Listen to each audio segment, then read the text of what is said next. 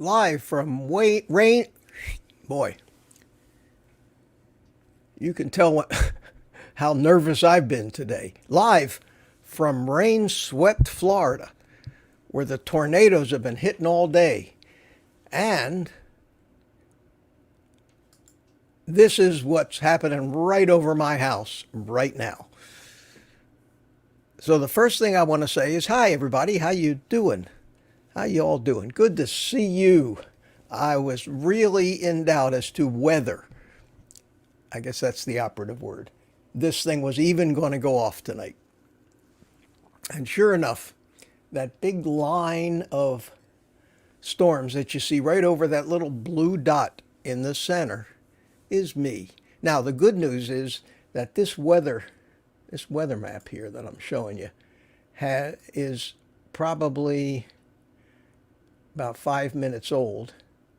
I guess this is the current one. Anyway, we have passed this line of storms, but this line of storms goes right up the entire east coast, as you can see, and it tails off all the way down into the Cancun area down there in Mexico.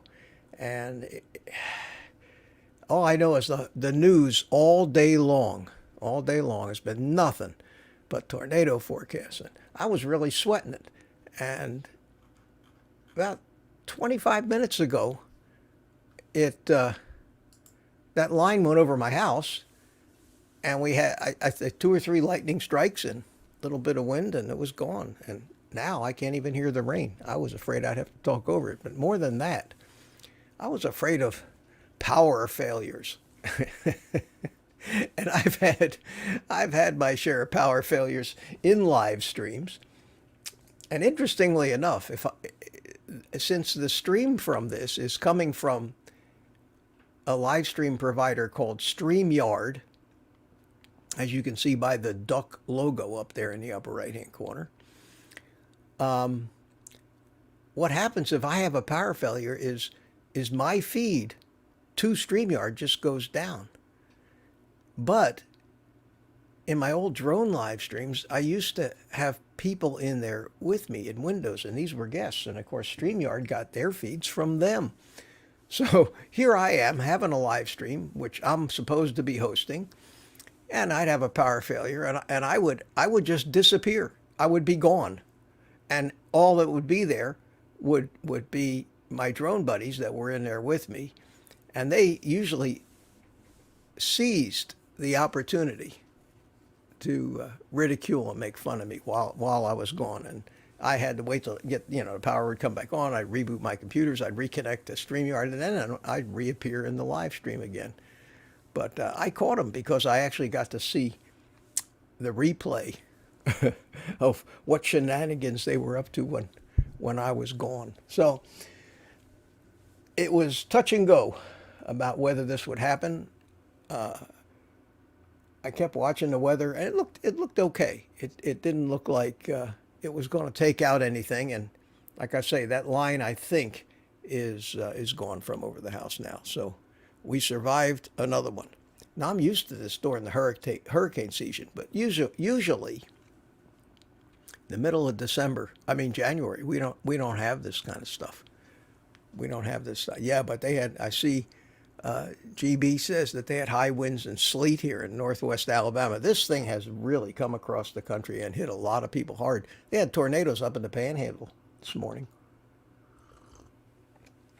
So, like I keep dodging hurricanes down here, I've dodged another bullet. So, here we are. We're here to talk about carnivore and not so much the weather. Before we get started, let me give you my famous disclaimer. We're here talking about diet and its effect on health. So I always need to make it clear that unlike some of the YouTubers out there who have DR or doctor after the name, I'm not a doctor. I tell you that each week, and I do it almost tongue in cheek because sometimes I don't think some of these doctors, with some of the stuff they're saying, don't have the sense they were born with. And they're not really very smart. They managed to get through medical school, but I don't know. And that's a problem for us. And it's a problem because for all of us that aren't doctors, we rely on doctors to actually have some clue about what they're talking about. We've also learned kind of the hard way, which is why we're all carnivores now and bucking virtually the entire medical community's advice on our lifestyle. We're bucking them because we think they're all wrong. So what do we do? I mean, we are going to get sick. We are going to break things. We're going to need doctors. I think back about my experience with the medical community, and if I had to be really honest with myself, I'd have to say it was disappointing at best. Many things in my life that I've gone to a doctor for were either misdiagnosed, completely missed altogether, or treated the wrong way. And even the same with injuries, and the same with both my parents in the way they were treated with the things that they had wrong with them. And sometimes I think the doctors did more harm than good. Now, we have some doctors in the carnivore community that are brilliant men, but more than, well, maybe part of brilliance is that they actually have common sense. And they're not really trying to sell you a whole lot. And I think those are two qualities that you almost need in a doctor. But unfortunately, the way the average GP or specialist has to do business today, so they got to see, I don't know, 5, 10, 20 patients an hour just to cover the overhead and their malpractice insurance and everything. They can't give you a lot of time. They're bound by what's called the standard of care, which is dictated by all these, what we think are corrupt organizations, the AMA, the American Heart Association, the American Diabetes Association, all these associations whose job it is to make money for their members. And their members are either cardiologists or their members are drug companies, and it's why we're in the mess we're in. And it frustrates me every day. Every day I observe, and every day I spend a lot of my time watching YouTube. When you do what I do, you have to watch YouTube. You have to listen to what everybody's saying, because if you don't, you get blindsided by questions and comments from all of you people that have watched them. I'll give you an example. How many of you know what ApoB is? Think about that for a minute, and I'll take a sip of my decaf. ApoB. Michael says Mitch is a very intelligent man. There you go. It's about time somebody recognized that. I'm either that or I'm the greatest con man that ever lived. But for a con man, I ain't making a lot of money, so I must be doing something wrong if that's what I am. ApoB. I've had 10, 20 questions after I put out that video with my lab numbers. Hey, Mitch, do you know your ApoB? What's your ApoB, Mitch? I don't care what your LDL is. What's your ApoB? Because everybody knows that ApoB is a much better marker of whether you are at cardiovascular risk than LDL. And then I'm watching Ken Berry the other night, and he got a question from one of his viewers about Dr. Atiyah. I don't know if you know him. He's a big YouTube guy. And Atia has been on this ApoB bandwagon now for quite a while, and he is absolutely convinced, and actually came out and said that he's very concerned about his ApoB. He's on 3 medications, didn't say what they were, for his ApoB, and because studies showed that high ApoB puts you at a great risk of cardiovascular disease. Now, here's a doctor, and Ken I mean, I hate to paraphrase him because I may get it a little wrong, but he basically, Ken said, well, I have a lot of respect for Dr. Atia, but I disagree with him. And he talked about why, and he also said that, yeah, Dr. Atia all of a sudden is getting all these big shot professors and everything as guests on his podcast, and he's getting really popular. Well, you know, he's playing to the conventional wisdom narrative that cholesterol is bad, and that's what ApoB is. Now, Ken Berry obviously knows what ApoB is. I know what ApoB is, and most people that have any kind of ability to think logically probably would say, I don't get it. Why is ApoB such a big deal? So I thought, since I don't sing and dance and do all that other stuff on this live stream, I thought that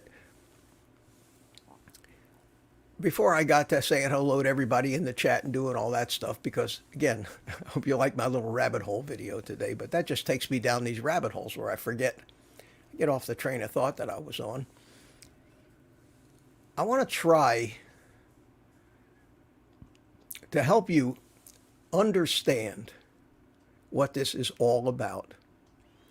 Because no matter how much anybody, Paul Mason, Anthony Chaffee, Ken Berry, any of the brilliant researchers out there, any of the brilliant journalists like Gary Taub, no matter how much any of them tell you that the whole cholesterol thing was a hoax from the beginning, cholesterol in all forms, shapes, and it was never clogged your arteries. It never was a cause of heart disease. It was a great vehicle to sell just a shit ton of drugs to the American people.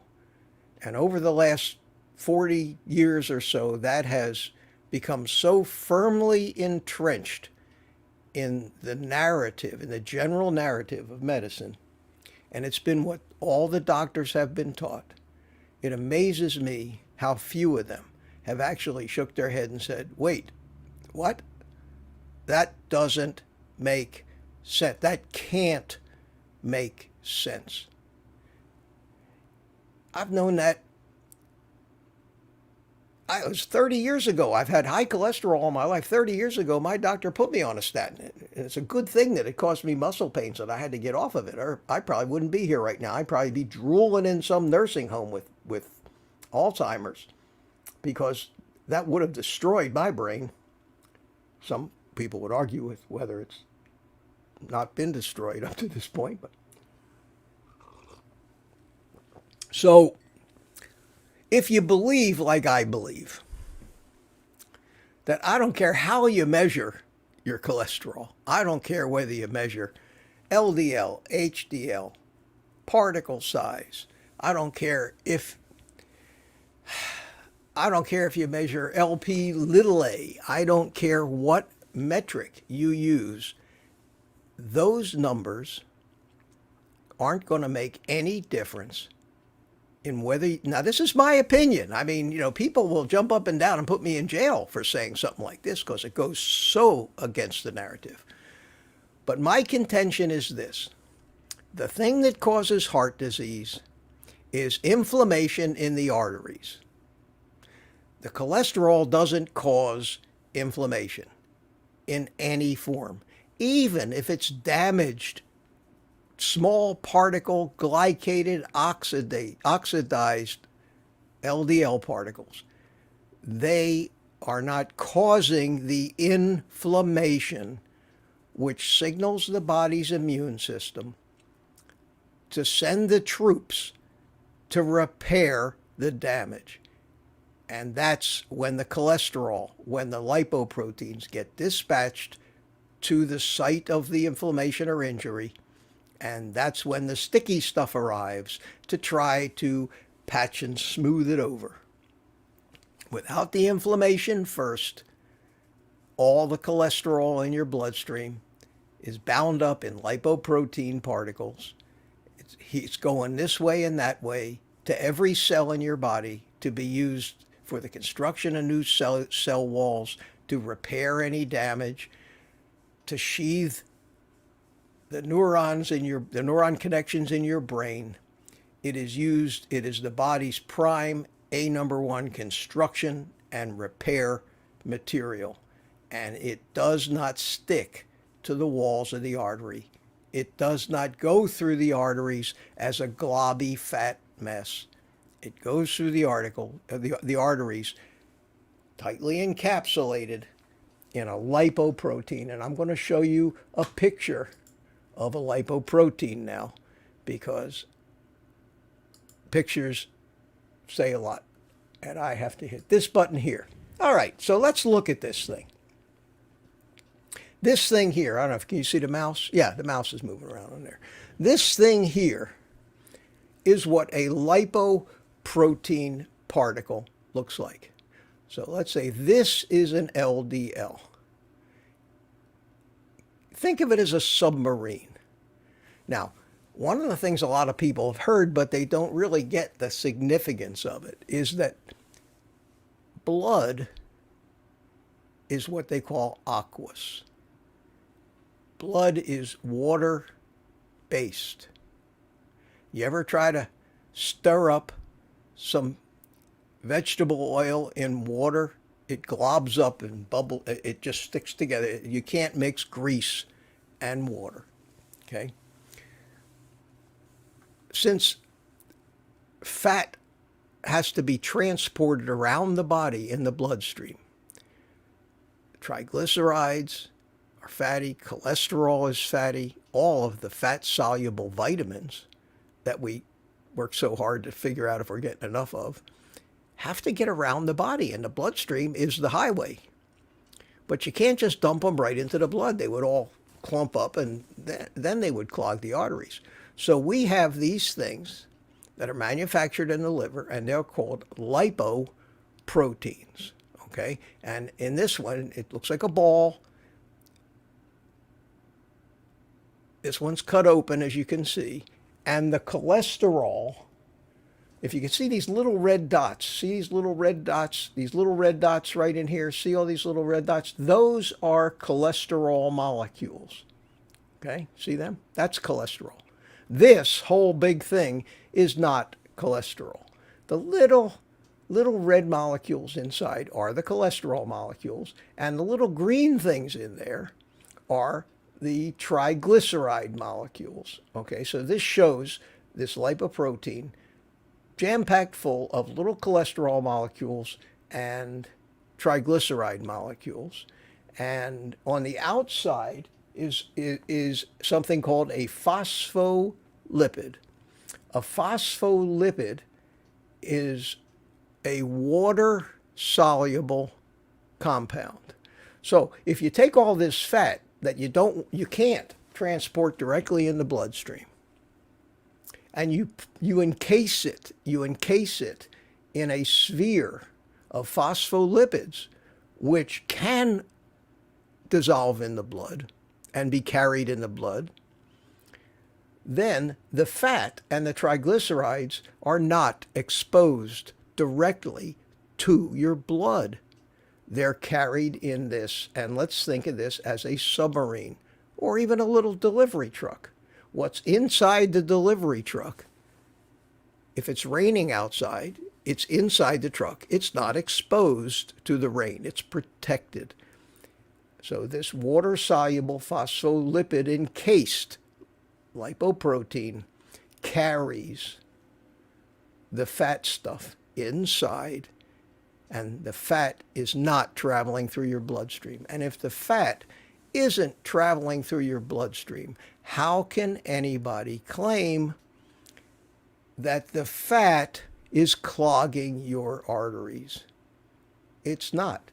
And if a water-soluble phospholipid-coated boat, and I don't think you have any idea how small these things are, but compared to a red blood cell, which might be this big, these lipoprotein particles are this big.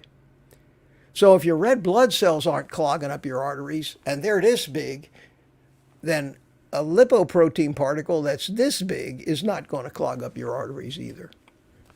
So this is how it works. Now, this green little blob that you see on the outside, okay? Everybody see that? That green little blob right there is what's called an apolipoprotein, APO, something or other. You can have ApoA, B, C, you can have ApoB 100, you can have all kinds of different things, but the purpose of that little apoprotein that sticks to the outside, and each LDL particle has one of them, it's the license plate for the delivery vehicle. It lets the body know what in the world this thing is, because this thing has to dock with cells all over the body to unload some of these fats that it's carrying. It has to get these fats to every cell in your body, because if you're a fat burner, then you need these triglycerides delivered. And there's a lot of cells in your body. There's trillions of them. So you need, if you're a fat burner, to get a lot of fat to the cells. Now, if you're a sugar burner, if you're eating mostly carbohydrates, it makes sense that your cholesterol, and they call this cholesterol. This is not cholesterol. This is a lipoprotein. This is a delivery vehicle. But they keep calling this cholesterol. And they even go so far as to call some of these things good cholesterol and some of these things bad cholesterol. Whoever made that up has no understanding of the chemistry of this at all. And it frustrates me, and maybe you can hear it in my voice. It frustrates me no end. No end. To keep hearing this stuff out of the mouths of what I thought were intelligent people. And to keep seeing that cholesterol clogs your arteries. Cholesterol clogs your arteries. That's almost as bad as you have 20 pounds of undigested red meat in your colon. I don't know where that fairy tale came from. That's impossible too. Nobody's ever seen this, quote, undigested red meat, but especially not the guys who do the colonoscopies. So this is the ApoB they're talking about. It's one protein. But here's the difference between an LDL measurement and an ApoB measurement. They both measure the same thing. They both measure, well, one of them measures the weight, the total weight of all of these particles in a deciliter of blood. Okay? Your LDLC is a measure of the weight in milligrams per deciliter. So when you get an LDL of 100, it means you have 100 milligrams of all of these things in your bloodstream for every 10 deciliters, or 100 deciliters, I'm sorry, of blood. ApoB, this little green splotch over here, when you count ApoBs, you're not counting the weight of all of these. You're counting how many, because I don't care how big this lipoprotein is, it still only has one ApoB protein on it. That makes a difference, because that's telling you more the particle count of your LDL particles as opposed to the total weight of them, because I think we've all heard that the best kind of LDL to have is the big fluffy kind, because they say because it's big and fluffy it doesn't stick to the walls of the artery. That's BS as well. If you just compare the size of any of these things to a red blood cell, it dwarfs the red. I mean, they're tiny. They're tiny. All of this stuff that they come up with to tell us how bad cholesterol is and what it does to us, and that's forcing everybody to think that they got to keep lowering it. They got to keep lowering it. And while we keep doing this to ourselves as a human race, the rate at which we're getting sicker and fatter and more diabetic, and nursing homes are filling up with people who are losing their minds. People can't think because their brains are being damaged by the lack of cholesterol. And we still want to push it lower and lower. And we still keep coming up with better and more effective ways like PCSK9 inhibitors, which if you think a statin will lower your cholesterol, wait till you get your hands on this baby. We'll get your cholesterol down to 30 or 40. And, as you're laying there in the morgue, they'll say, man, this guy may be dead, but God, he had such great cholesterol numbers. I mean, they got it backwards. So it frustrates me. I heard Anthony Chaffee the other day on one of his Q&As. Actually got frustrated, almost angry, because people kept asking him questions about cholesterol, and he keeps trying to tell people, forget it. It doesn't mean anything. It's all bogus. It's all wrong. Ken Berry does the same thing. People say, well, here are my numbers. My HDL is 50, and my triglycerides are 70, and my LDL is 700. And he goes over, he talks about their numbers, and he says, yeah, don't worry about that LDL. I subscribe to that. And I can sit here all night and tell you why. But I thought it would really be helpful, maybe be helpful to people who watch me, to try to clarify some of the nonsense that we take as fact in this world of ours. It's bad enough we get bombarded with all the political crap that's just wrong. It's just propaganda. People get swayed by that. And that's how I started this little thing. I started this thing by saying that you don't know who to believe. So you got a choice. You either have to enroll yourself in college and take a lot of courses in this stuff and hope that you actually get a professor who knows what he's talking about, and a textbook that isn't full of errors and wasn't printed by the Seventh-day Adventists in Loma Linda University, or listen to the people on YouTube, and a lot of them have doctor in front of their name, that make sense to you, because there's more doctors on YouTube that are selling crap that's going to kill you, but they're doctors. Then there are doctors on YouTube that really understand this stuff and aren't trying to kill you.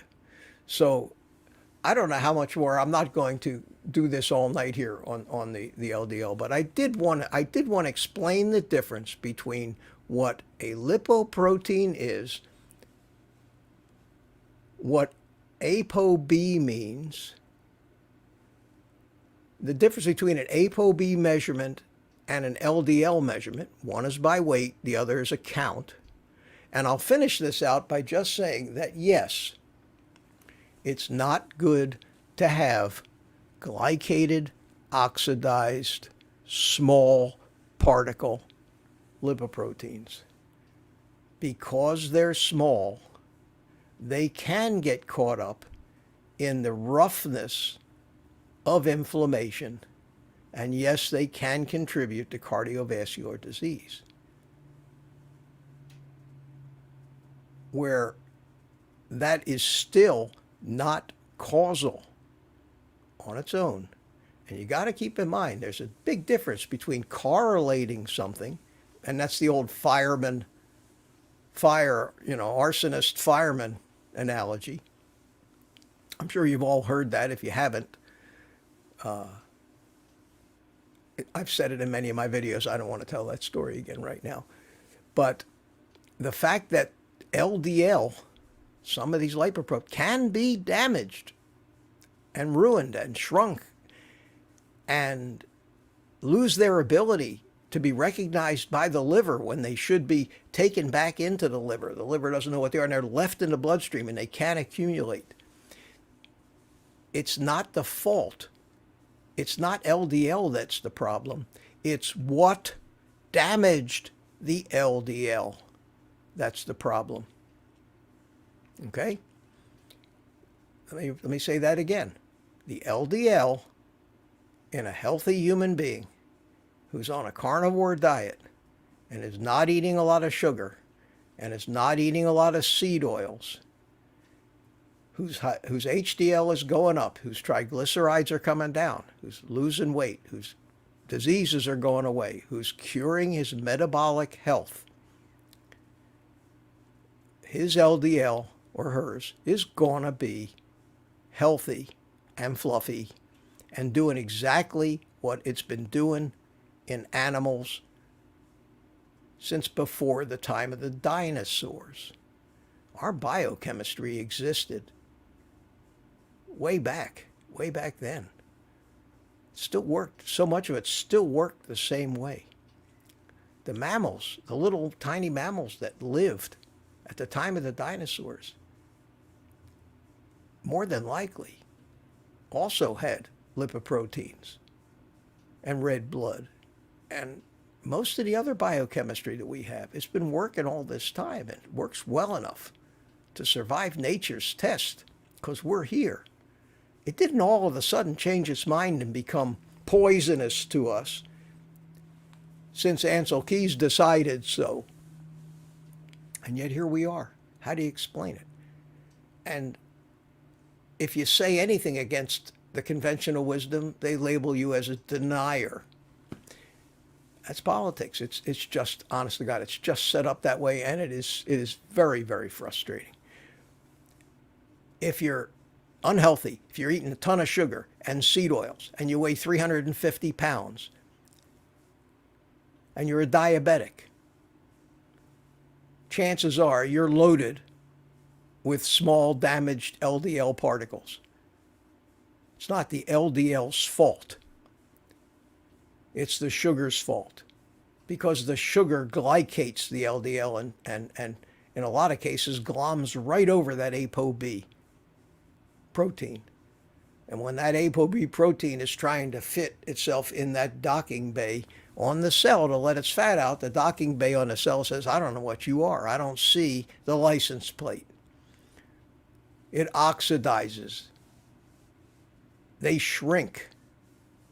And then they become a problem. The problem is not the level. So if you, in the final logic of all this is, if you're a healthy person, it doesn't matter, I don't think, how high your LDL is. It's exactly as high as every function in your body that needs this stuff that's delivered by these lipoproteins. It's exactly how high it needs to be for you to maintain the health you're in. Not any higher than that, not any lower. We regulate that very tightly. Okay? If you're not a healthy individual and your ApoB is very high, that's an indication that you better do everything in your power to become a healthy individual before, because that's when you're going to get screwed up and get heart disease and get heart attacks.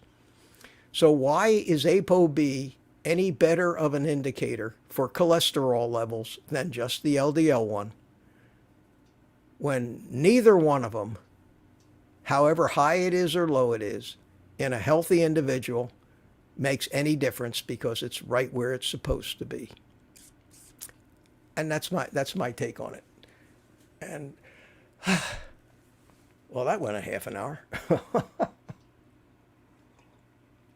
I think I need to take a look at the chat. I hope that made some sense to you. I really do. If nothing else, maybe you'll recognize some things you weren't aware of when you're listening to other people. Other people give you all this advice. All right, let's talk about the chat here. Let me just say hi to John Mendoza. Well, let's go back to the beginning here. Holy mackerel, you guys have you been listening to me or just chatting with each other? We have William McCartney was here. How you doing, William? Pete, Primal Timeline. How are you? My buddy Jody, Drone Shots, baddest cats in the house. Johnny Drone Flyer. Yeah, the drone guys are here. Mel, 400 AGL. How you doing? Mel's my old buddy. Mel's saying hi to everybody. And who else we got? Richard Williams from Copper Hill, Tennessee. Good to see you. Miyoshi Presley, Miyoshi Presley, how you doing? Good to see you. And Andrew, hi Andrew H. Bacon, yeah, I second that. Steve Kearns, what does Steve say? Down 130 pounds, 56 years old, went down insulin resistance rabbit hole and never looked back. Feel like you are older brother from another mother. Thank you, man. Looking forward to GPT video. Yeah, I had said I'm going to do that. I haven't gotten to it yet, but busy. Who we got here? Joanne Heim, how you doing? Hello, young man. Well, thank you. Hope all is well. Anna here from Port is that Albert? I'm wearing my wrong glasses here, so yeah. Port Alberni, British Columbia, Canada. Pink waving face. Good for you. Victory's here. How you doing, Victory? Good to see you. Michael says, good evening. Hope all is well. And we have Julie Bush, I guess. Hi, how you doing? From Iowa. Yeah, I'll bet. And here's Shedley81. How you doing? Shedley and I have been chatting back and forth on one of the comments about just this ApoB subject. In fact, that's why I decided to talk about it tonight. And we have Devin Chase Music. Hi, Mitch. Yes, you did. I hope some of you guys are still here because it took me a while to get to this. Brenda McIntyre. Good evening, everyone from Illinois. Love the enthusiasm that I bring. Well, thank you. Thank you very much. For an old guy. Yeah. Michael's in Dubuque. And here we have Tony Morris from Westminster, Maryland. Day 97, down 22 pounds and 10 inches. Way to go. Ms. V. Ron said hi from Pa. Okay. Coco's here. Coco. How you doing, Coco? Good to see you. Kathy. Is that Breachik? Yeah, pardon me. My pronunciation on some of these is terrible. Tim Ryan is here. Hi, Tim. How you doing? Mike, saying hi to Michael Stanley Bridge. Pete's there. Mrs. V. CB Carmack. High winds and sleet. Yeah, boy, this weather is really going through. But the worst of it's over here now, and I didn't even have a power failure, which is good. Mark C is here. How you doing? And this is Alexi K. Hi from Finland. Oh, man. Thank you. Long way. Tony Meyer. Snowing in, is that Tishigan, Wisconsin? I've never heard of that city. Jennifer from Texas is here. Hi, how you doing? Good to see you. Drones and who is this? Lambs. You're smarter than 95% of the doctors, Mitch. Thanks. Thank you very much. I appreciate that. I think so, but then people would call me egotistical.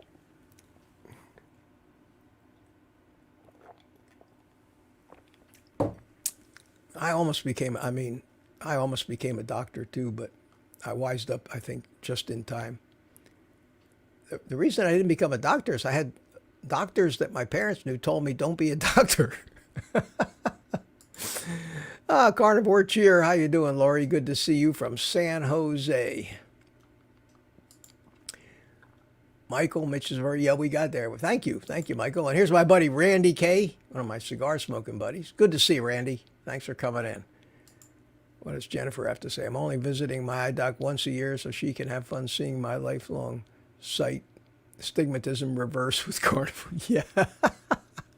These doctors, you come back in and you're a whole different person. You're a whole new person. You're half the size you were. All those incurable diseases that you had are gone. Oh, man. And they tell you your cholesterol is killing you. You want to slap them. You want to slap them in the face. Most of them are unwell anyway. Have you been to a hospital lately? Have you taken a look at the medical professionals? If you discount the young kids that are like interns and orderlies and the young residents and doctors that are generally still in great shape. But if you look at the older people in the medical profession, you will see some of the biggest, most unhealthy looking human beings. I noticed that the last time I was 2 years ago when I was in the hospital, 2.5 years ago almost. I noticed it. I can't believe that these people are telling you how to be healthy, and look at them. Doesn't make sense. Less junk, more health. I like that. How you doing? Pop. Hi from Michigan. Love your channel. Thank you. Thank you. And we have Tim Ryan. Lipoprotein subparticle B hypothesis. This is the culprit etiology of heart disease. Yeah. Well, it very well may be. It may be that I believe that these glycated small particle ruined, unrecognizable by the liver, lipoproteins that have been damaged by the great American food pyramid diet are indeed causing heart disease. They never would have gotten damaged if people were eating real food. That's the problem. You can do shit to damage your liver, and then when your liver causes problems, you can't blame the liver. You can blame the shit that damaged the liver. You can't blame lipoproteins for causing heart disease. You can only blame the things that damaged the lipoproteins. That's how you diagnose disease. You find the root cause and fix that. That's not the way the cholesterol hypothesis works. They are blaming the lipoproteins that carry cholesterol as causal by themselves, with no other factors taken into consideration, will cause heart attacks. That is not true. There has never been a study, a real study, not a study bought and paid for by the drug companies and the food companies, not a poorly run study with tons of confounders and data that's not accurate and data that comes from food surveys of how much, how many meatballs did you eat in the past 24 months, that kind of crap, relying on people's bad memories or other factors, or what they call healthy user bias and other things. I'm talking about real, double-blind, randomized, controlled trials, which just so happen are, when it comes to nutrition, are impossible to do on human beings. Because in order to do one with no chance of error, and the way Bart Kay describes it is perfect, a perfect way to describe it. In order to tell whether any one thing, when it changes, affects the overall longevity or heart health or whatever of a body, you would have to take multiple pairs of identical twins at birth, separate them into two groups, keep them locked up in identical conditions doing identical activities. Everything about their lives would have to be identical except the one thing that you were trying to test for. And you'd have to do that for their entire lifetime. And you couldn't just do it on one set of twins because there may have been some confounder. You'd have to do it on 100 sets of twins. So until we're ready to lock up 100 sets of newborn twins at birth for an entire life, watch them their entire life, change only one of them ate more fat than the other, and then wait till they all get heart attacks or die and see the results, it can't be a legitimate study. The closest they've been able to get are some of these epidemiological studies based on food surveys, short terms, and the only thing they've been able to determine is a very small, almost immeasurable difference in the food. But there are so many confounders, and I don't want to get into it. You could talk for days just on what's wrong with trying to do medical testing on diet, because there's so many other factors that influence the same thing you're trying to measure by just changing diet. How much do they exercise? How many of them smoke? You know, you could take two groups of people, and if you don't know who the smokers are, how can you possibly come up with any meaningful results in heart disease, whether it was attributed to the fact that one guy ate more fat than the other, if you don't know who's smoking cigarettes?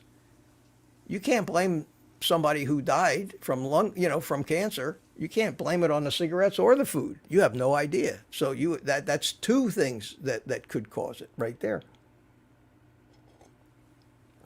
I'm off on a tangent again. Okay, Linda Price, how you doing? Good to see you. Michael Matt Hawkins. Are ham steaks good for you? Well, I answered this one last week, I think. But there's nothing wrong with the ham. It's what they do to it to process it. And usually it means they're injecting it full of sugar. Otherwise, it'd just be pork. So pork is good for you, but you got to be careful about ham. Ham is cured in a lot of sugar. That's what they say they have against bacon. So I guess if you get a ham and you look at the serving size and how many grams of carbs are in the serving, and you have to decide whether you want to eat it or not. But you're better off eating pork, especially fattier cuts of pork, in my opinion. Lucia Young is here. How you doing, Lucia? Julia, how you doing? Good to see you. And Naomi Jones, I don't know if I saw it said hi to you before. Hello, Mitch. Hello to you. And Lambs, Jennifer, talking to Jennifer, Matt Hawkins. How you doing? Such a cool chat. Thank you, my friend. Thank you so much. I'm looking for Zebonot's here. Zebonot Smith, how you doing? How come Ancel Keys didn't know this? Well, he couldn't have known this in 1950, in 1955. We didn't know this stuff back in 1950 and 1955. Most of the stuff that we've learned is due to recent technology that allows us to identify some of these things. Better testing equipment, more accurate tests, better just the fact that people have figured more stuff out. It's like saying, how come, Henry Ford didn't understand how to turbocharge an engine? There were no turbochargers 100 years ago. There was no such thing. And modern medicine makes tremendous advances, especially in laboratory testing, and our knowledge just grows by orders of magnitude every year. It's crazy how fast we're learning new stuff, especially since we sequence the human genome. And that's been used to validate so many of the things that they used to call theories, especially in evolution. We have a chemical footprint. a molecular footprint of that whole thing. We can show who and what is related to who and what, and figure out when they say goodbye to each other. That's my letting Ancel Keys off the hook, which I won't do, because Ancel Keys pulled a few dirty tricks of his own because he was just that kind of guy. I don't know if he was being paid off. I don't know if he was just an egomaniac. But he observed something. And on that observation he observed it appeared that, when they cut open, I guess when they cut open cadavers and they had heart disease, he found a lot of goopy mess in there, a lot of fat, a lot of cholesterol. And yes, that was the body trying to repair itself. It didn't cause it, but the first thing they thought was, well, if I put fat in my mouth, it goes right into my bloodstream. They didn't understand all the molecular digestive chemistry back then. They didn't know or really understand how the body synthesizes proteins and how the small intestine breaks down all the proteins into their amino acid building blocks. And if they understood digestive chemistry, nobody would ever say, or even think to say, because it would make them sound like a moron, oh, when you put something in your mouth, it ends up in your bloodstream. I mean, it can't. There is no connection between your mouth and your bloodstream. It doesn't work that way. If it worked that way, blood would be spurting out of your mouth all the time. There's no connection.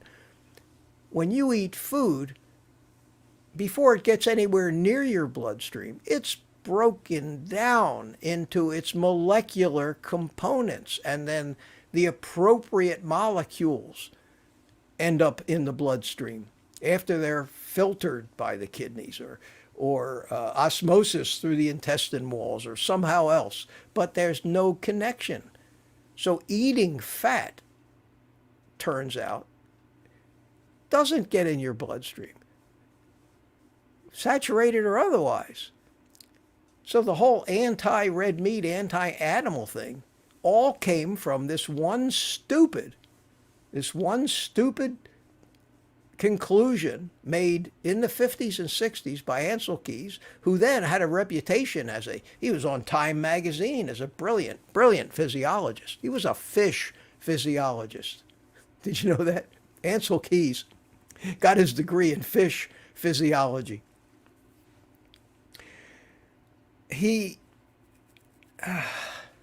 God, it just frustrates me even thinking about how stupid this is and how much damage it's caused to the human race around the world.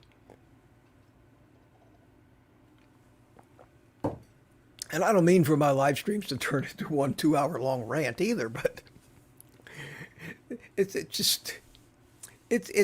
inconceivable to anybody that understands how to think, that things just aren't that simple. They don't work that way. So I gave him the benefit of the doubt on the fact that he didn't know any better. But then he went out of his way to come up with ways to prove it. And that 7-country study of his was a fraud. It was a farce. There was data from 22 different countries.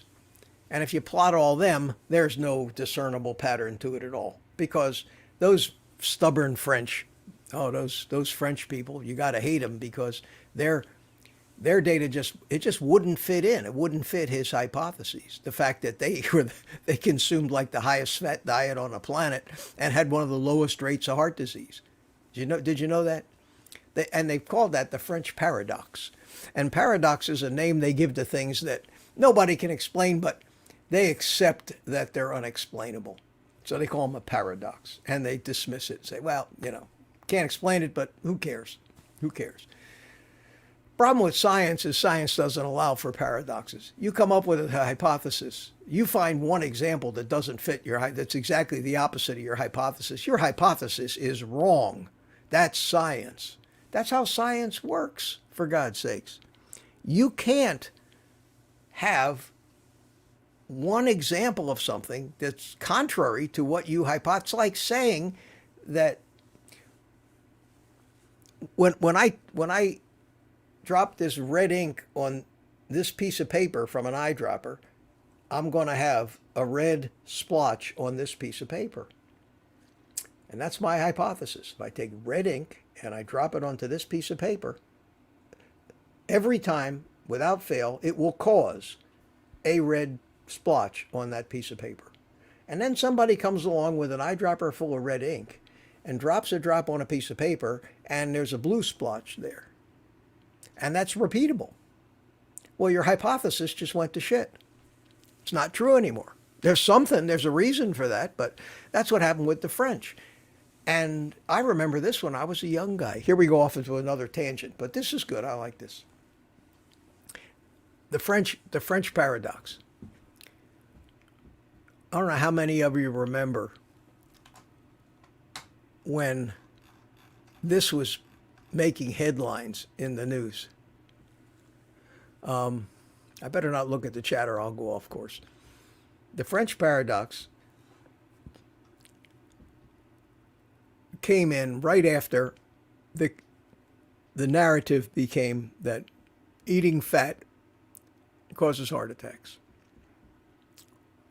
And it came out of the fact that Ancel Keys had this 7-country study, but that those nasty French, man, they had to get in the way.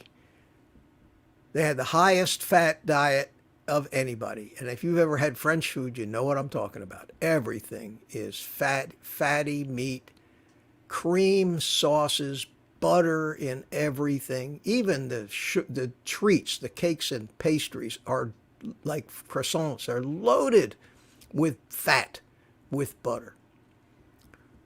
And right about the time Atkins came along and said, fat's good for you, they were talking a lot about this French paradox. And that was one of Atkins' things. He says, this explains why the French aren't sick and they're thin. He says, it's because they're not eating a lot of carbohydrates and they're eating plenty of fat.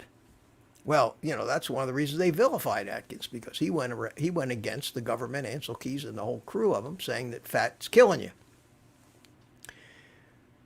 But they used to do things. They kept harping on this French paradox, and people would say things, and listen carefully to the words that I'm going to use, because this is how they would phrase it. They would say, well, we know that fat is not good for you. So how do you explain the fact that the French are so healthy? There has to be a reason. Did you catch that? I mean, I hope you did. Did you catch that? All of these things start with, well, we know that fat is bad for you.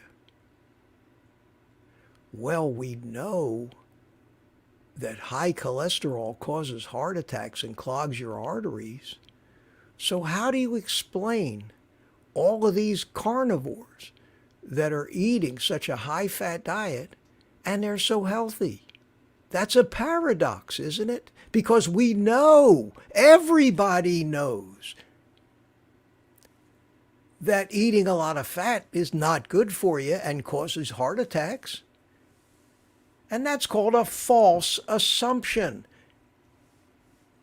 And that's what all of this stuff started as, a false assumption based on Ancel Keys' desire not to be proven wrong. And we know he didn't want to be proven wrong, especially because of a British guy named John Yudkin, who was screaming at the time, it's not the fat, you dummy, it's sugar that's the problem. And the efforts that Ancel Keys and his crew took to discredit and demonize and ruin the career of poor John Yudkin just to win that argument shows you how obsessed he was with being the star and being the hero and getting his picture back again on Time magazine for saving the world and warning them about the evils of that poisonous cholesterol that's killing them all. Fast forward to today. How the hell are we still doing this today with everything that we know? How is this still standing? How are they still inventing more addictive foods that are just killing us faster? How are they still fostering drugs on us to keep forcing that cholesterol that we need to stay healthy, to keep forcing it lower and lower, working on that assumption that it's clogging up our arteries? And everybody that's listening to me, and all of you guys out there, and even me sometimes, have a little doubt about, can I actually be right with this, with everybody else saying the opposite? It's scary, which is why I keep investigating. I keep trying to learn, and I take comfort listening to guys like Chaffee and Berry. Now, you don't hear Shawn Baker ever talk about this stuff. You don't hear very few people get down into the weeds like I do, unless they're like Paul Mason or those guys. But that's where the answer lies. It lies in, well, this is how it works, and this is what it looks like, and this is what it does, and this is why it gets damaged, and this is what it's supposed to do in the body. And the more you know about that stuff, the more you can be happy. And then when Nick Norwitz came out with his Oreo cookie study, I loved it. And I don't know how many of you've seen that, or if you don't know about it, but Nick Norwitz, one of Dave Feldman's little cohorts there, very athletic medical student that has an incredibly high LDL, and he went ahead and he's doing a study, and it's a real legitimate study. It's, in the books study. It's going to be published, and it was the Oreo cookie versus statin study. And he wanted to see whether eating, converting his body back from fat burning to sugar burning, whether that would bring the cholesterol down, because it sure seems to go up when we become a fat burner. And he wanted to see if the sugar actually did a better job of lowering cholesterol than the statins did. And he ate a sleeve of Oreo cookies every day for 2 weeks and brought his LDL down by 275 points. And I think he's still maybe doing the statin part of the test. He did the Oreo cookie part first. So basically, by eating garbage food and sugar, which is going to make him sick and fat, he did lower his LDL cholesterol. And in what universe is that better for his health? And probably because of all that sugar, he's starting to glycate some of those LDL particles that he does have to make them dangerous. Now, since LDL measures the weight, and since the small particles weigh a hell of a lot more less than the big particles, you can be sure that lowering his LDL by 275 points or milligrams per 100 deciliters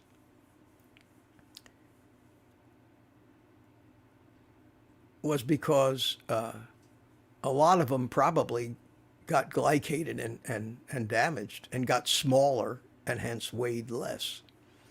So in that little exercise of lowering that LDL number, that all-important number that the medical community lives and dies by, he probably really, if he had kept it up, would have damaged his health tremendously if he had stayed on that Oreo cookie diet for a few years. But he would have had low cholesterol, and the doctors would have been very pleased. They would have loved it. They would have loved it. Okay. Still got one sip of this.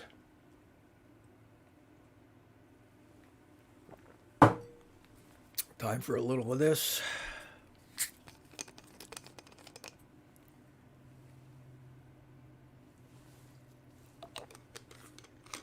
Oh, wow, I talked for the whole first hour of this already.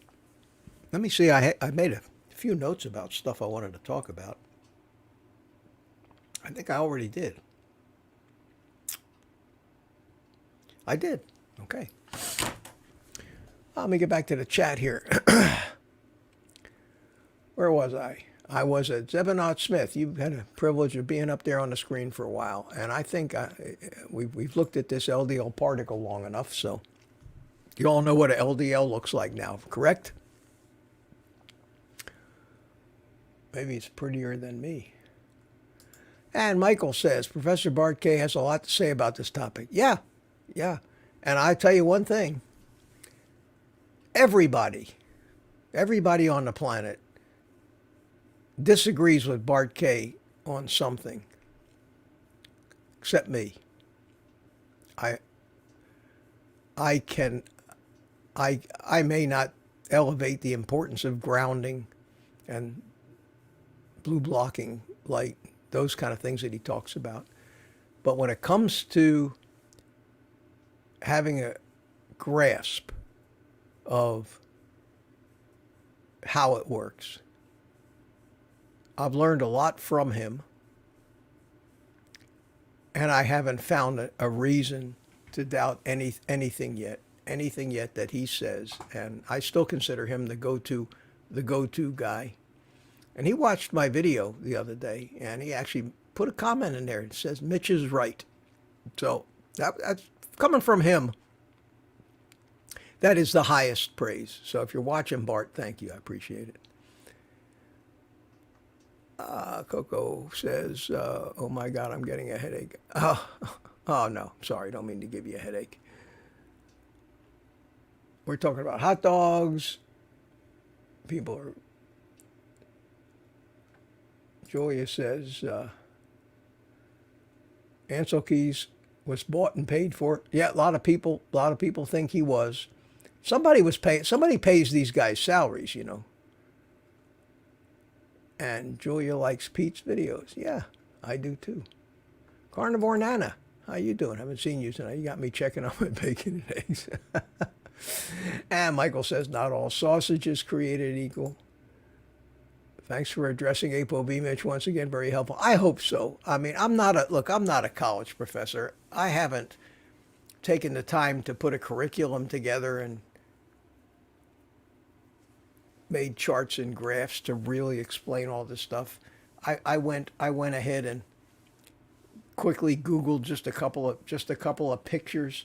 I even Googled a Wikipedia article here, and it says ApoB lipoproteins are proteins that bind lipids, oil soluble substances such as fats, cholesterol, and fat soluble vitamins to form lipoproteins. They transport lipids in blood, cerebrospinal fluid, and the lymph system. The lipid components of lipoproteins, that's the fat and the cholesterol, the triglycerides, are insoluble in water. However, because of their detergent-like properties, apolipoproteins and other amphipathic molecules, such as phospholipids, which is that yellow stuff that was around the outside, can surround the lipids, creating a lipoprotein particle that itself is water soluble and thus can be carried through body fluids like blood and the lymphatic system. And if you guys, this stuff is all there. I mean, you can find a tremendous... The internet has so much trash and garbage on it, but it also has everything that's right is out there as well. Your job, should you choose to accept it, Mr. Phelps, is to separate the two, the garbage from the reality. It's not easy sometimes. Where was I? Carnivore Nana says, I was listening to Dr. Ovadia. Yeah, Ovadia is okay. He's the guy that wrote the book, Stay Off My Operating Table. He's a heart surgeon. Talking about cholesterol, that doctor wrote the book, Stay Off My Operating. Yeah. He's a good guy. Peter Attia, though, I don't know about him anymore. I'm sure he's a smart guy, great guy. I just so strongly disagree with him getting so consumed over that ApoB number. I'm sure maybe he knows something I don't know. Probably does. It's supposed to be his business.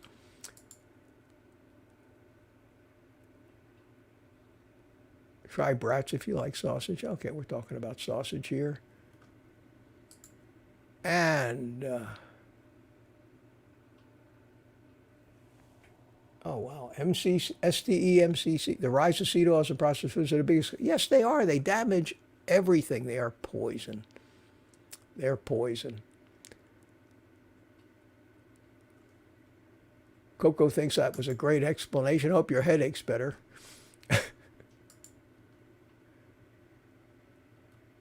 And what do we got here? We got Carnivore Nana. Tom, just do Carnivore. Oh, okay, we're talking to each other. Okay, here's a question. You're calling this LDL, but it's labeled HDL. Well, HDL and LDL are both lipoproteins. They look the same. I mean, they're basically the same structure. They've got the phospholipids on the outside. They carry the fats on the inside. The main difference is that the LDLs are deliver the stuff, and the HDLs kind of go around and clean up the trucks that didn't make it all the way back to the base on their own. But that's why they call the HDL the good cholesterol, because its job is to help get the LDL back to the liver.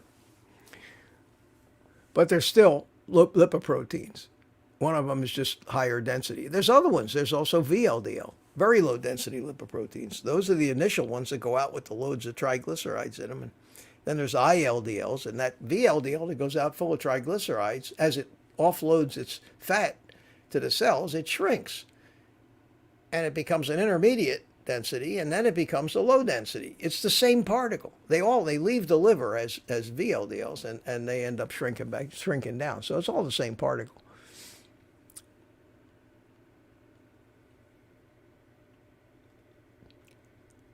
That looks like Russian. It is. Hello. Okay. John Mendoza says, "Hey, Pops, can't stay for the live. Just want to say, how you doing? Good to see you." Carnivore Cheer. Got a lot going on in the chat today. Who's this? Zyforget. Hello from Australia. How you doing? Good to see you. Glad you could come. Primal Timeline thinks this is brilliant stuff. He's either talking about me or something somebody else said in the chat. Cranky Carnivore. Here we go. Question. You talked about LDL, but the illustration says HDL. This is all somewhat confusing. Yeah, I'm sorry. I didn't even notice that, but it doesn't make any difference. It's still a picture of a lipoprotein. That's what a lipoprotein is, LDL or HDL. So I'm sorry that I know they both look the same. I'm sorry that I used a picture that was labeled. Was it really labeled HDL? Okay, yeah, this was a HDL one. You want me to find an LDL? I can find an LDL. It looks, trust me, it's built the same way. It's a lipoprotein, and it's got an apoprotein on the outside to identify it. The HDL just has a different, I forget the number. It's like ApoB 40 something or 15. Anyway, like I say, I am not a professional at this. But then again, neither is Dave Feldman, who's responsible for all this lean mass hyperresponder stuff and making breakthroughs in understanding cholesterol that none of these so-called PhD guys and doctors have ever figured out yet. And Dave Feldman is an engineer, and he is a logical thinker. And that's what I think, that's the category I think that I fall into. Anybody can learn anything. You don't have to learn it in college. You learn more out in the real world, believe me.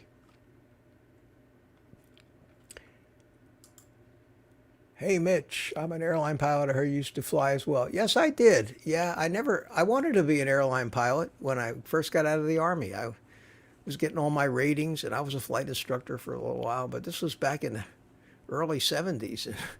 If you were around then, you'll remember there were just no jobs back then. And any jobs that there were, the kids from coming out of Vietnam with all their heavy turban time all got them. So I just owned my own airplanes all my life and got to fly a few Citations. Never owned one of them. I think the biggest airplane, the most complicated airplane I ever owned, and I owned it for 10 years, was a BE-58 Baron, 6-seater Beech Baron.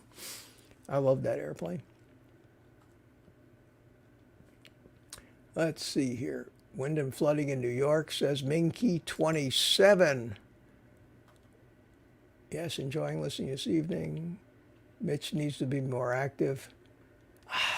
You know, people, I don't have the patience for Twitter. I know I have a Twitter account, but I got like less than 100 followers. And to spend the kind of time to build that up, you know, guys like Shawn Baker, they've got people to do that for them. I certainly can't pay people to do that kind of work, not with this tiny little size of my YouTube channel. So I do all my own editing, and I do that. And every once in a while, I even manage to find time to post a link to one of my videos on Twitter. But people say I should be on Facebook, I should be on Instagram. You just can't keep up with that. I want to have a life too. Tricia M. Hi from California. Stanley Bridge. Patrick said hi to you, Mitch. I got here late, but I'm staying till the end. I look forward to watching the whole published version. Great information. Thank you. Thank you. Thank you. I look forward to a video with me and Ken Berry. I don't know about that. I would love to do a video with Ken. You know, I met him. He's the one that kind of got me started. Not he didn't get me started, but he encouraged me when I first started. I met him in Orlando last August. And I just heard the other night that he's not going to be in. I'm disappointed that he's not going to be in Orlando this year. And I'm not, I never have been a celebrity chaser or a groupie of any kind. I don't go after these people. I don't, you know, when you do an interview with them, yeah, it helps, you know, and introduces you to new people and helps your channel grow. But I also, I'm too old for that. I'm just not beg. I don't beg for, you know, that stuff. And, you know, I don't even know how to contact the guy, to tell you the truth. I know he watches one of my videos every once in a while, and he's commented on a few of them, and I thanked him for his comment. I have my email in all my videos and on my website. I don't hide. People can email me, and anybody who's done so knows that I answer them right away. And I just figure it this way. I happen to think that I have a lot to offer from my experience and my situation in life, especially my age. That's why I started doing this. There's not a lot of 76-year-old YouTube guys like me that know anything, even on top of that. I mean, you know, no problem finding the next 400-pounder that lost weight. There's plenty of them. But it takes more than just having achieved success on carnivore to run, you know, do a channel and make videos and do something meaningful after you've told somebody basically, well, I ate meat for, 2 years and here I am. I would love to get an email from Ken Berry saying, I'd love to do a video with you. I jump at the chance. I drive to Tennessee to see him up on his farm. But I figure it this way.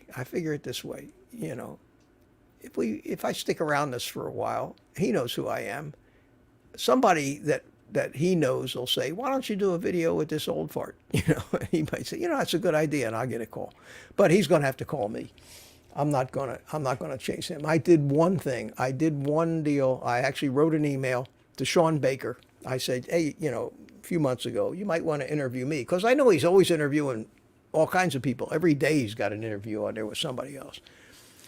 And I got an email back from one of his people. And one of his people told me to contact some other of his people at this. So I wrote an email address and I said, so-and-so told me to contact you, and I never heard anything back. So to hell with that. I can't be bothered. He, Anthony Chaffee, all those guys, if they become aware of what I'm doing, I love them all. I admire them all. I respect them all. And and anything I could do to help them, I would. I'm gonna do my thing regardless of whether I get any help from them or not. I hope that makes it clear.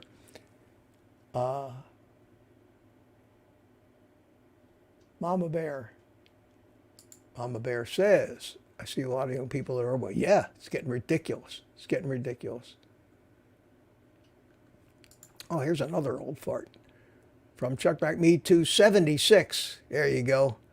Doing keto, find it hard to find 60% fat, always high total cholesterol. How much higher LDL? Yeah, now much higher LDL.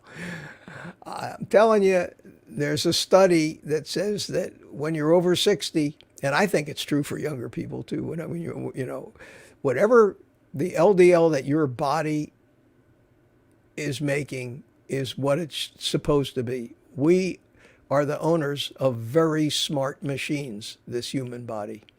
A lot of research and development for hundreds of millions of years went into the mechanics of this machine that we inhabit. And it's folly to even try to think that we can regulate the thousands of different functions that are going on every second in every cell of our body. We don't even understand what we are, let alone know how to tune it up on a second by second basis by adding a little bit of this compound and a little bit of that chemical. We do things, we can only do things in broad strokes. We can only say, give it the proper fuel and let it do its job. And that's my philosophy about the carnivore diet. I hate to say it this way, but between you and me, I don't give a shit what the numbers say. I do not care. The numbers are going to be what the numbers are going to be. I can't do anything about that. I can only choose how I fuel the machine. And that's all I have control over. And maybe a few supplements, but that's way overdone, and I think in most cases a lot more harm than good. There's certain things you can keep tabs of, you get a blood test every once in a while just out of curiosity, but whatever the numbers are, they are. Now Ken Berry went and had he was talking about it the other night. He had like 60 vials of blood drawn. He had every blood test known to man. And I think he didn't do that because he cared. I guarantee you he doesn't care. I'm telling you, you can't live your life monitoring your numbers if you're a healthy person.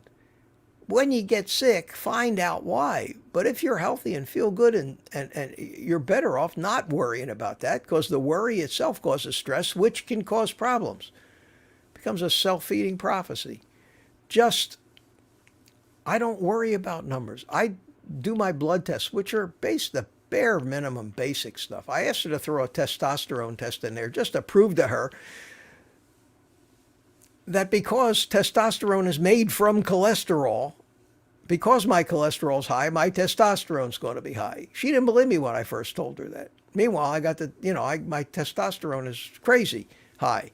I finally got the breakdown of all my testosterone. My free testosterone is higher than the high end of the normal range. It's crazy. 76 years old. I got twice the level that a healthy 30-year-old male eating junk today does. Well, they're not really that healthy. So that's the only reason I did that.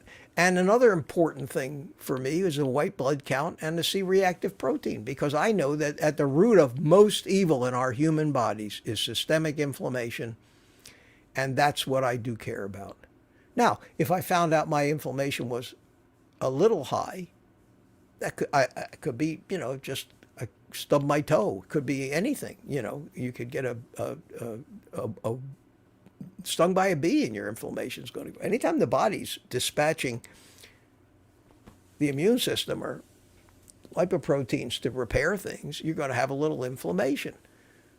Mine were very low, and that just makes me feel good. But to sit there and try to analyze every chemical reaction in your body is, as far as I've said, you're wasting your life. Live your life. Don't dwell on the numbers. Have them checked every 6 months. Now, if you're a diabetic, yeah, you got it. Your body needs your conscious assistance to regulate something that important, and you have to do it. But why Why would you want to live like that if you don't have to? Just fuel your body, find out what the right food to eat is. Nothing happens overnight. It takes this bad diet 10, 20, 40 years, 50 years to build up enough plaque in your arteries to kill you. This is a very slow, gradual process. So don't worry about it.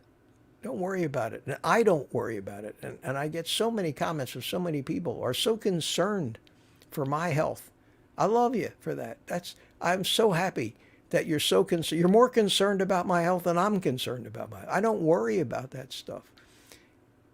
I don't want to know what my coronary calcium score is. I don't want to know those things. I don't have a problem. I don't have any chest pains. I don't have any shortness of breath. My endurance is great. I don't suspect enough buildup that I should have to spend the last years of my life waiting for that heart attack every second. Is now the time? Is now the time? I know. I don't want to know. Sometimes it's better not to know these things, because if it depends on the kind of person you are. If you're the kind of person that is going to obsess over it and dwell over it, there's nothing you can do about it. If it gets to the point where you're starting to have chest pains, and yeah, then go to a cardiologist, let them put a stent in you or do whatever they have to do. But why fix something that isn't broken? If that means you don't take me credibly because I don't want to know, then that's your decision. Don't listen to a word I say.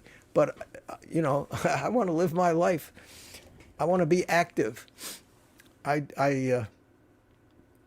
don't want to go to bed at night wondering if I'll wake up tomorrow morning because this is the night I have my heart attack because my CAC score was a certain amount. I've learned a long time ago in life, because I am basically a worrier. A lot of people that think like I do, that have to figure everything out, are always figuring angles about everything, always trying to cover all your bases, to figure everything that could go wrong and prepare for any eventuality. That's just the kind of person I am. I don't want to. It would ruin my life to worry about shit like that. I've been searching for the right diet. I found the right diet. I'm healthier than I've ever been. I feel better. The older I get, the better I feel. How many people can say that? So I'm one of those, if it ain't broke, don't fix it, guys. I'll check the oil every once in a while, just like you do in your car. Do you go out and check your oil 3 times a day in your car? You check your tire pressure 3 times a day in your car? No, nobody does that. Your human body is a much better built machine than your car. It's lasted you this long so far. How many of you got a 76-year-old car that you're still driving, that you haven't had to rebuild from scratch? Where were we? I was still trying to get to the bottom of this chat. It just keeps growing.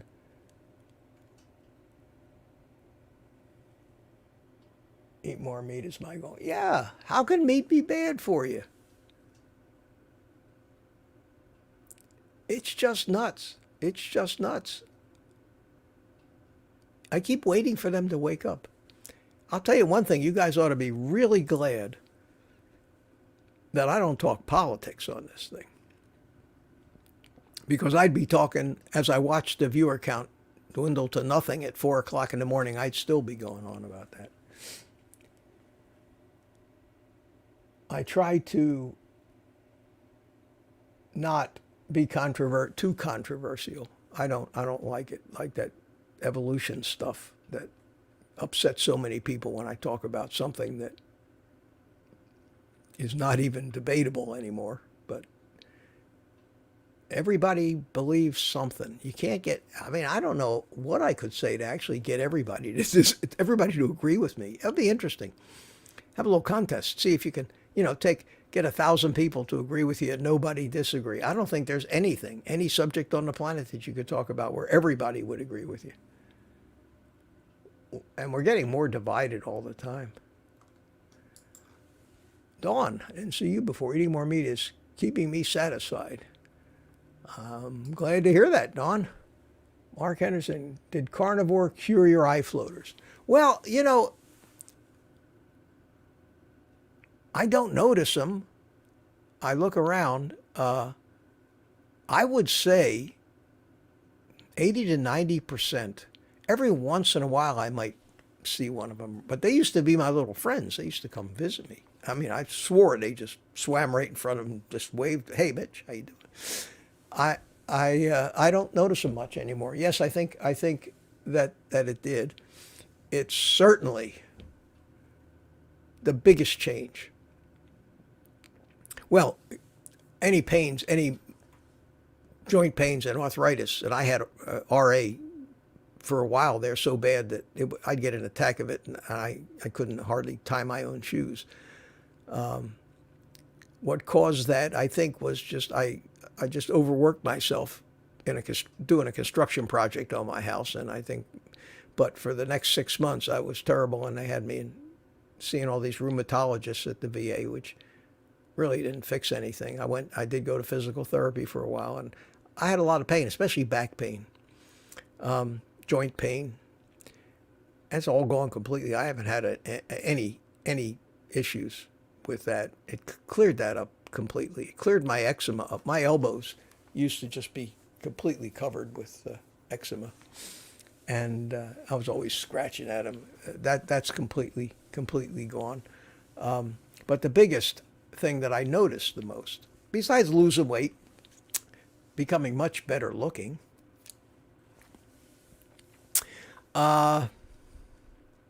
is my gut health. My gut health. My guts screwed up my entire life. I would always be constipated. Always constipated. Got to the point where I was just taking 4 laxative pills every day, just because I would get so constipated that, I would lay there debating whether to go to the emergency room. I never did, but I always used to think, I got a blockage. I got a blockage, and it's going to rupture, and I'm going to die from, a ruptured gut. And I was always in such discomfort and always felt so bloated. And there, looking back, the doctors, Metamucil, you need more fiber, Mitch, eat more fiber. Well, the fiber made it worse. Who knew? So I would eat all that fiber, and I ended up taking more laxative. I used to take these capsules of Senna. You know what that is? That's a powerful laxative. And I took, and the bottle was called, the stuff was named Colon Cleanse. And I used to take 4 capsules at a time. I so trashed my gut. I got diverticulosis, which is a outpouching of your colon walls from just being so bloated up all the time, and my whole colon was trashed. I mean, it was terrible. And after a year and a half on carnivore, I have no problems anymore. I have no problems. I actually go once every 3 to 5 days, sometimes as long as 6 days. Not a whole lot, because you don't create a lot of waste. But no problem, no bloat. I never feel bloated. I never have gas. It's perfect. I've never in my life had such gut comfort, I say, as I have now. And that to me was one of the big things. So yeah, there's a lot to this carnivore stuff. As well there should be. It makes sense logically. Our bodies, we evolved on this food. Makes sense that this food, since this is the food that our bodies adjusted to over all those years, seems like this food would be the right thing to eat. And if you don't believe the principle of that, next time you go to a gas station, fill up your gasoline car with diesel fuel and tell me what happens. The carnivore cure your eye floaters, got that one, Dawn. Tonight I made a really good Italian meatballs. Cool. I'm from Ontario. I saw that cheeseburger bacon meatball thing that I think it was Laura Spat put out. That's on my list to try. Fatty meat gets to have Fatty meat, got to have the fat. Yeah. Victory. I have eye floaters for a while now. Carnivore has not cured them, but I'm holding on. Yeah, just, look, it's not, this diet is not, it's the diet we're supposed to run on, but it doesn't mean nothing can break. It doesn't mean nothing can go wrong. It doesn't mean it's going to cure everything. We're all so different because of our own family tree and where they come from, what they adapted to, not only in temperature and climate, but the food that people eat in different parts of the world are different. And then who knows who intermarried with who and mixed up the genetics. And we're a world full of mongrels now. Very few purebreds left.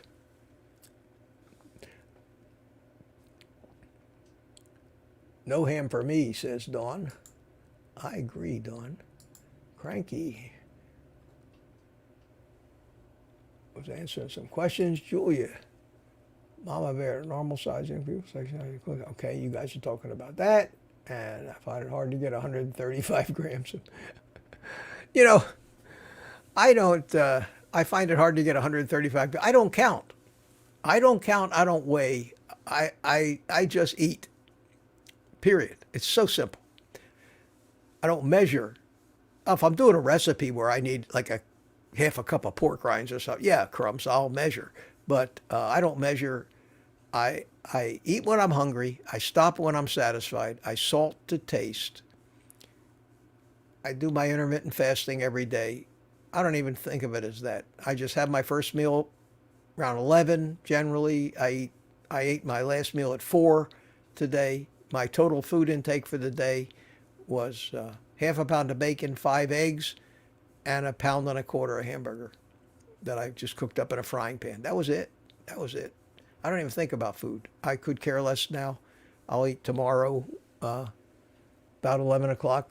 Probably have bacon. Although I did take out a nice piece of fish, so I might have some omelet with some, what do I got? Mahi or something like that.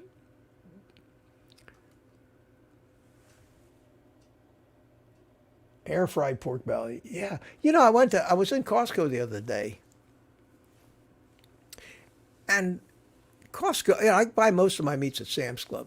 Costco, the one we have here, has a much larger meat department than Sam's Club does, and they certainly have a lot more in the pork department. They have the pork butts and the ribs and the pork belly, which they don't have at Sam's, and it's cheap. It's cheap. But then I got to thinking, this pork belly was like $4 a pound. I buy the Wright's bacon, the thick cut at Sam's Club, which is now $16 for 4 pounds. That's $4 a pound. And it's already done. It's already been cured. I don't have to go through all the cooking and smoking and curing process. And so I can't see the reason, unless I wanted to have pork belly in a form other than bacon. And I imagine that if you just cubed that stuff up and threw it in an air fryer for a while, it'd be like popcorn but made out of bacon, and that's something I might have to try. But I call bacon meat candy, man. It makes, for me, the bacon makes this twice as easy to do this diet. And for all those people who think bacon isn't healthy, think again. Bacon is a very healthy food. The fats are great. There are a lot of monounsaturated fat. There's potassium. Each strip of that bacon, that Wright's bacon, has 90 milligrams of potassium in it. Oh, Mel, what does Mel say? Love my bacon and eggs. Mel, you eat bacon and eggs in the morning, eat the fat, do all that, and that fills you up, and stop eating, and you're almost a carnivore. I saw a video with you in it, Mel, not too long ago, and you look like you've gotten into much better shape than I remember you in. So if you're doing carnivore, man, keep at it, because it has transformed my life. And I'm glad to see you're watching this. I hope you were still around when I got to this comment. Dawn says, my goal was 20 to 30 grams of protein each time I eat. Hard to do. Yeah, but just everybody's different. But eat till you're hungry. Eat when you're hungry. And after a while, you're not going to get all this down pat in the first couple of days, first 2 weeks.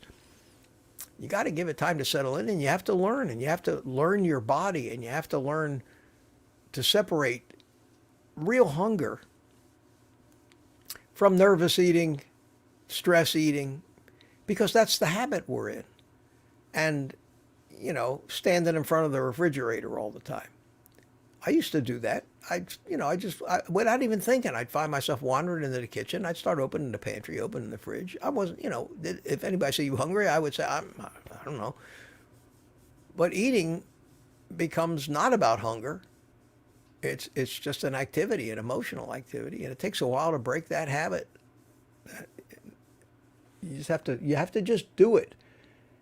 The good news about this is it just gets easy after a very short period of time. If you can make it through that first month, sometimes even as little as 2 weeks, and you got even the slightest little bit of self-control, you should be able to do it. Here we have Carnivore Night says Ancel Keys knew exactly. Yeah, he was not a dummy. There must have been something in it for him. But I don't think anybody back in those days if had really had any idea the extent of the damage that they were doing to the human race. I'll give them that.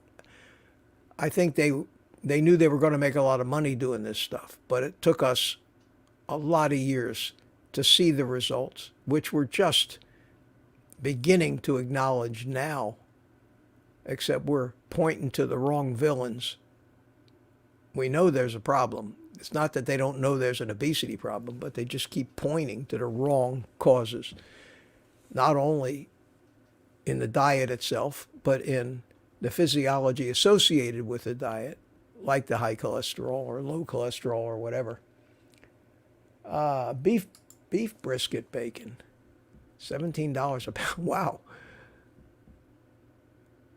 Is that raw or cooked? I got one of these little, I'm going to have to drag that out someday and try to come up with some recipes. It's about time I came up with another recipe video using thinly sliced things, because I got this electric slicer that I can slice up anything. Costco has sugar-free bacon.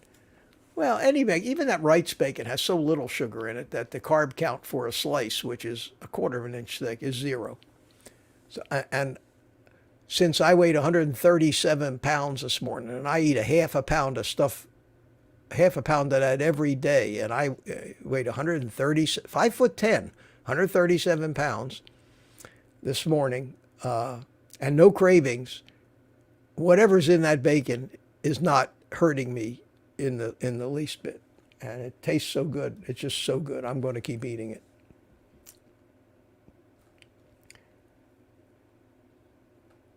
God, you guys just keep talking.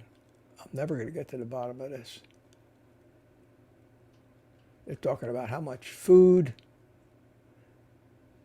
Baddest cat.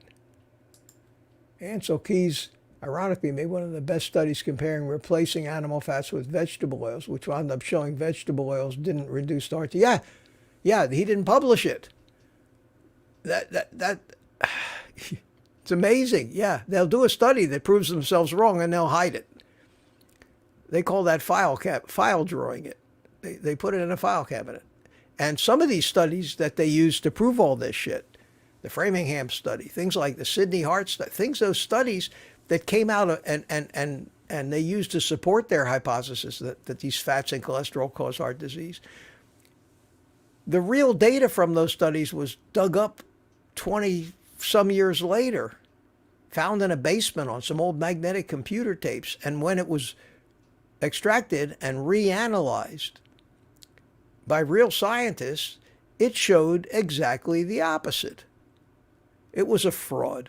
So much of that stuff was a fraud. And then the biggest fraud that a lot of people don't realize is that there were 3 Harvard professors or scientists that were bought off by the sugar company way back in the beginning, before the food pyramid came out.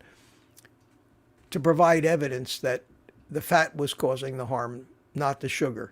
And they found in their investigations actually copies of canceled checks to these guys, I think for like $6,500 a piece, which is like $50,000 in today's money. So for 3 checks for $50,000, the sugar companies were able to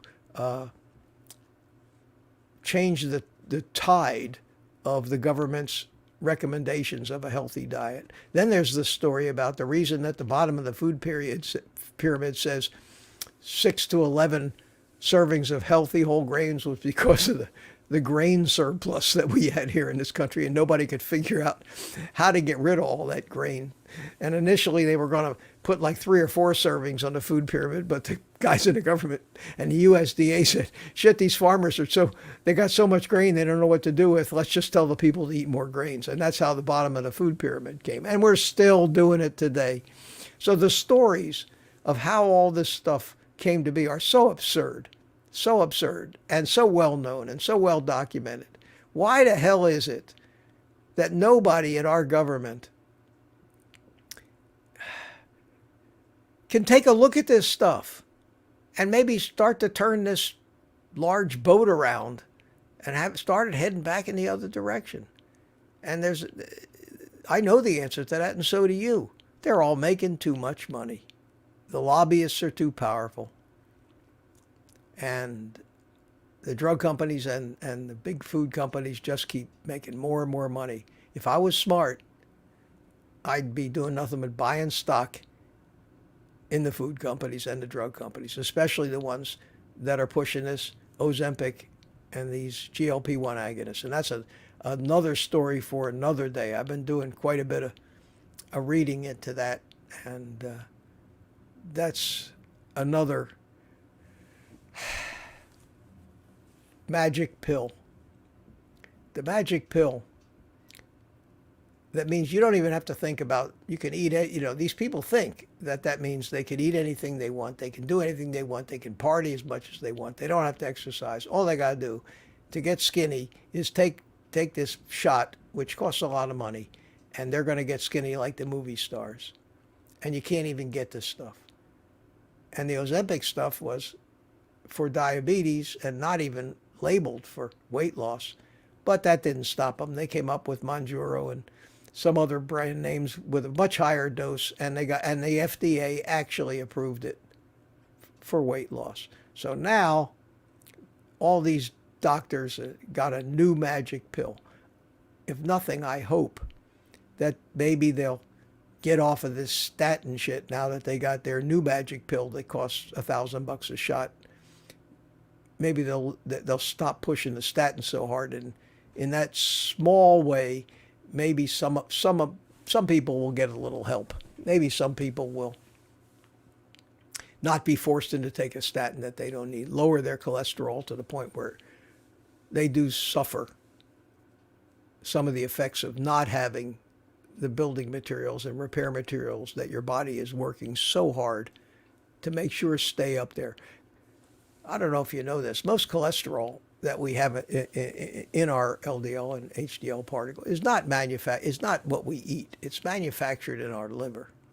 But it's one of the most important compounds for your brain. You've probably already heard somebody say this, but maybe it didn't register. And it's so important in the brain because it's used as an insulator on the neuron connections that pretty well, keep the brain from short-circuiting, let's put it that way. That the brain actually synthesizes its own cholesterol and does not rely on the cholesterol coming from the liver. It's that important for the brain. And here we are. Our bodies are working so hard to get this stuff to the appropriate levels if we're in proper health and we're not doing things that damage it. And we want to keep lowering it because some arbitrary weight of cholesterol is over a certain number. It's absurd. And And yet, you always doubt yourself. You always say, well, I think I'm right. I really do, man. I've done all the research. I know everything. I've looked into it. I've quizzed the doctors. They can't really answer my questions. They just keep defaulting to that same old company line. And even me, sometimes I say, God, I have a little doubt. Am I really doing the right thing? Have I missed something? But then I always feel better and I say, well, God, if I've missed something, then what the hell have the rest of these people missed? Guys, it's almost time to wrap it up. Once again, the old mouth has gone for 2 hours almost. Let's see who's at the bottom of the chat here. If I missed any of your questions, I'm sorry. Ask them to me in some of the comments, or we'll get to it. The bottom of the chat is carnivore hippos and bikinis. That's cool. John Mendoza said, I've been doing only water fasts throughout the day, and at night I eat meat like a king. Yes, sir. Greg Smith, use your brain.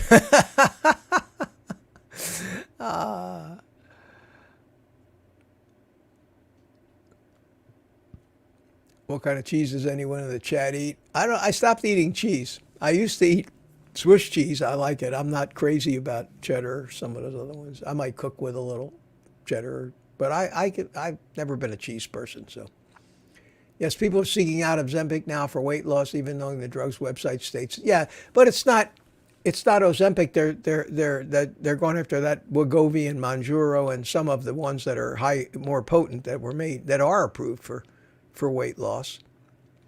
They're all GLP-1 agonists, and one day I'll take some time and explain exactly what that is. A GLP-1, a glucagon-like peptide, is what GLP stands for. An agonist is the opposite of an antagonist. An agonist ramps up the use of it.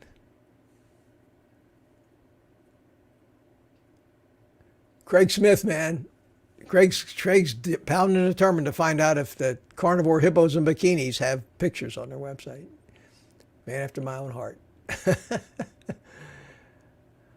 Maury James, how long did it take to lose the eczema? Well, I would say it gradually went away over a period of about 6 months.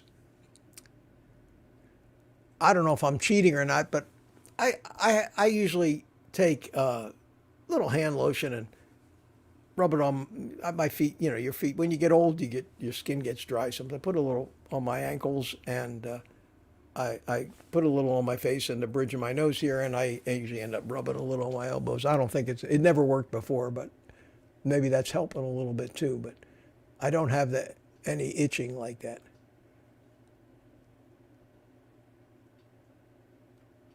Mitch, we're never going to stop talking. It's just, all right, you guys. How many people we got? We got 122 people in here. Well, that's great. That's great. I get it, honest to God. I rewatch my streams. I rewatch them all the time. I tried that thing today. Didn't go over too big, about a little short replay part of a stream. People weren't, I didn't get many views. I'll have to decide whether it's worth the effort or not to do, but I might do it another time or two and see what happens. But I do say some things in these live streams when I watch them back. I say, wow, why, if I had made a video about just that, I probably wouldn't have said it as well as I did just speaking off the cuff without thinking about it. All right. Listen, I had a good time tonight, guys. The rain went by. My house didn't blow away. I made it through. And been 2 hours. So I'm going to bring up my music. Let me get my exit music here. There we go. Cool.